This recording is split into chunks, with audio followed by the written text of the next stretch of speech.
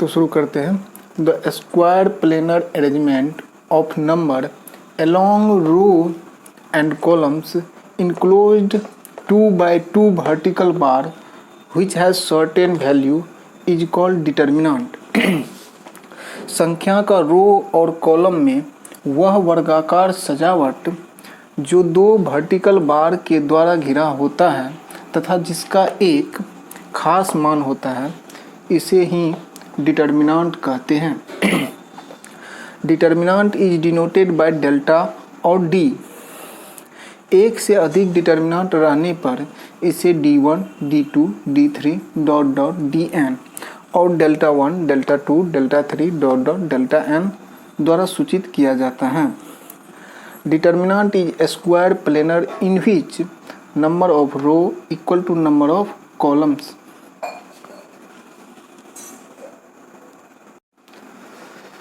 Determinant के row को R1, R2, R3 dot dot Rn के द्वारा सूचित किया जाता है और कॉलम्स को C1, C2, C3 dot dot Cn के द्वारा सूचित किया जाता है।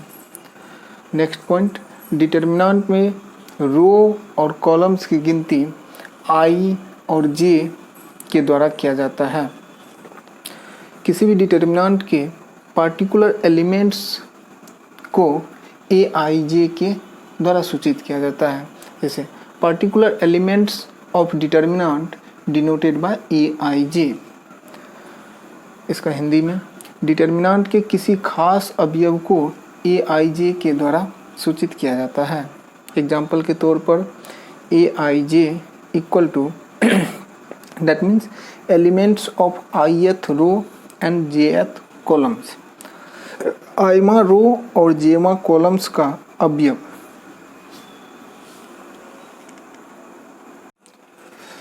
तो नेक्स्ट पॉइंट हम शुरू करते हैं। किसी भी डिटर्मिनांट के एलिमेंट वास्तविक और काल्पनिक दोनों हो सकते हैं।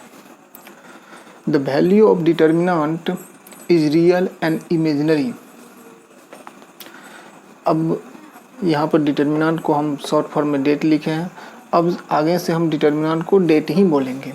If determinant has n row और n columns then that determinant is called nth order determinant. यदि किसी डिटर्मिनांट में n रो और n कॉलम्स हो तो उस डिटर्मिनांट को nth ऑर्डर डिटर्मिनांट कहते हैं। एग्जाम्पल के तौर पर, अगर किसी डिटर्मिनांट में 2 रो और 2 कॉलम्स हैं तो उस डिटर्मिनांट को हम क्या कहते हैं? Second order determinant. अगर किसी डिटर्मिनांट में 3 रो और 3 कॉलम्स हैं तो उस डिटर्मिनांट को हम क्या कहेंगे? Third order determinant. इसी तरह अगर किसी डिटर्मिनांट में 4 रो और 4 कॉलम्स हैं तो उस डिटर्मिनांट को हम क्या कहेंगे? Fourth order determinant. So ones, अगर किसी डिटर्मिनांट में nth रो है और nth कॉलम्स है तो उस डिटर्मिनांट को nth ऑर्डर डिटर्मिनांट कहेंगे। जैसा कि डिटर्मिनांट को 2 फॉर्म में लिख सकते हैं हम लोग, प्योर नंबर फॉर्म्स आंकिक रूप और प्योर सिंबॉलिक फॉर्म सांकेतिक रूप में। एग्जाम्पल के तौर में फर्स्ट एग्जाम्पल है कि आंकिक रूप में हम कैसे डिटर्मिनांट को डिनोट करते हैं और उसका रो क्या होंगे, कॉलम्स क्या होंगे, क्या ऑर्डर होंगे। तो डिटर्मिनांट को डी से सूचित किया जाता है। ये पहला डिटर्मिनांट है, इसलिए हम इसको D1 लिख दिए हैं। और इसमें देखा जाए ये हॉरिजेंटल लाइन में जो होती है उसको रो कहते हैं और वर्टिकल लाइन जो होती है सभी को कॉलम्स कहते हैं। ये 1 और 2 ये इस हॉरिजेंटली है, इसलिए इसको R1 से सूचित करते हैं। ये 3 और 5 जो है ये हॉरिजेंटल लाइन में है लेकिन सेकेंड रो में है, इसको R2 कहते हैं। और वर्टिकल लाइन में अगर खड़ी देखा जाए तो C1 ये 1 और 3 वर्टिकल है, C2 2 और 5 वर्टिकल है और 2 रो और 2 कॉलम है, इसीलिए ये सेकेंड ऑर्डर डिटर्मिनांट कहलाएगा। जैसे कि दूसरा एग्जाम्पल में भी, इसमें दूसरा एग्जाम्पल में है कि ये इमेजिनरी नंबर है। जैसा कि अब पहले हम बताए थे आप लोगों को कि डिटर्मिनांट में रियल और इमेजिनरी दोनों नंबर हो सकते हैं। ऐसा कुछ नहीं है कि वो रियल नंबर से ही डिटर्मिनांट बन, कंबाइंड भी हो सकते हैं, प्योर इमेजिनरी नंबर से भी बन सकते हैं और प्योर रियल नंबर से भी बन सकते हैं। निगेटिव पॉजिटिव कुछ भी हो सकते हैं, ऐसा कुछ नहीं है। पर्टिकुलर एलिमेंट नहीं है इसका। तो 0 I 1 -4 ये हॉरिजेंटल में है तो R1, ये भी हॉरिजेंटल सेकेंड रो में है, ये R2 first row, C1 C2 और ये सेकेंड ऑर्डर डिटर्मिनेंट कहलाता है। तीसरा एग्जांपल चूँकि ये इसमें 2 रो था, इसमें 3 रो है, R1 R2 R3 और कॉलम भी 3 रो है, C1 C2 C3 और थर्ड ऑर्डर डिटर्मिनेंट। तो एक्चुअली अगर गौर करके देखा जाए तो आप लोगों को मतलब हमेशा देखिएगा कि डिटर्मिनेंट में जो जितनी रो है, जितनी संख्या में रो है, उतनी ही संख्या में कॉलम्स होगी। अगर रो और कॉलम्स दोनों मैच नहीं कर पा रही तो वो डिटर्मिनेंट नहीं कर लेंगे, फिर वह किसी दूसरे फॉर्म में चला जाएगा, जैसा कि मैट्रिक्स और अदर फॉर्म्स। डिटर्मिनेंट में हमेशा देखा जाता है कि रो equal two columns.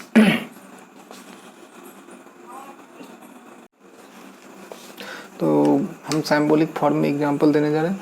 The example of determinant in symbolic forms, delta 1 और D1, जैसे A11 A12 A21 A22।